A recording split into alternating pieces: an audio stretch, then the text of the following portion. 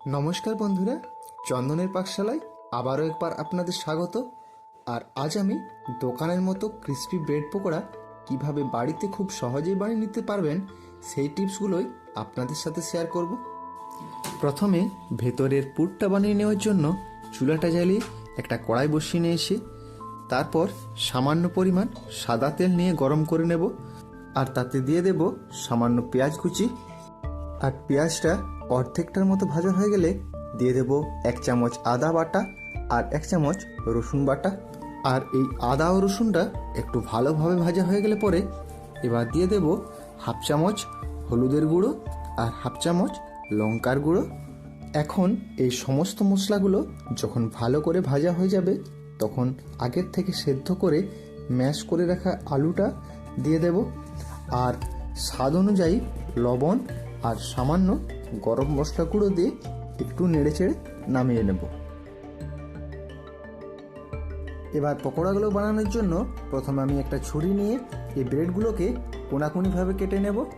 তারপর যে আলুর পুরটা বানিয়ে রেখেছি সেটা সামান্য পরিমাণ নিয়ে হাত দিয়ে এইভাবে ভালো করে সমস্ত ব্রেডগুলোতে পুর ভরে নিতে হবে। আর এদিকে পকোড়াগুলো ভেজে নেওয়ার জন্য চুলাটা জ্বালিয়ে একটা কড়াইয়ে সাদা তেল গরম করে নেব। আর তেলটা গরম হতে হতে আমি বেসনের ব্যাটারটা বানিয়ে নেব। আর তার জন্য আমি 2 কাপ বেসন, স্বাদ মতো লবণ, চা চামচের 1/2 চামচ বেকিং সোডা, আর সবশেষে স্বাদের জন্য 1/2 চামচ জোয়ান নিয়ে নিলাম। তারপর 1 কাপ জল নিয়ে ভালো করে এই বেসনটা ফেটিয়ে এই রকম ব্যাটারটা বানিয়ে নিতে হবে। আর এদিকে আমার তেলটাও গরম হয়ে এসেছে। এবার একটা করে এই ব্রেডগুলো বেসনের ব্যাটারের মধ্যে চুবিয়ে এই গরম তেলের মধ্যেই ছেড়ে দিতে হবে। আর সাথে সাথে একটু পাল্টে নিতে হবে যাতে করে এগুলো বেশি ফেটে না যেতে পারে, কেননা এগুলো ছাড়ার সময় উপরের অংশটা যদি একটু বেশি টাইম রয়ে যায় তাহলে এটা অনেকটাই ফেটে যেতে পারে।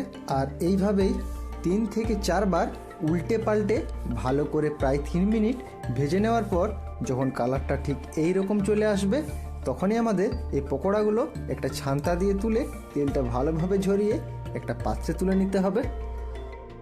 এরপর চায়ের সাথে বা বিকেলের নাস্তায় এইভাবে একটা ছুরি দিয়ে কেটে নিয়ে স্যালাড আর সামান্য পরিমাণ সস আর সামান্য বিট লবণ ও সামান্য চাট মশলা দিয়ে একদম গরম গরম ছোট থেকে বড় সকলকে পরিবেশন করুন এই দুর্দান্ত স্বাদের পাউরুটির চপ।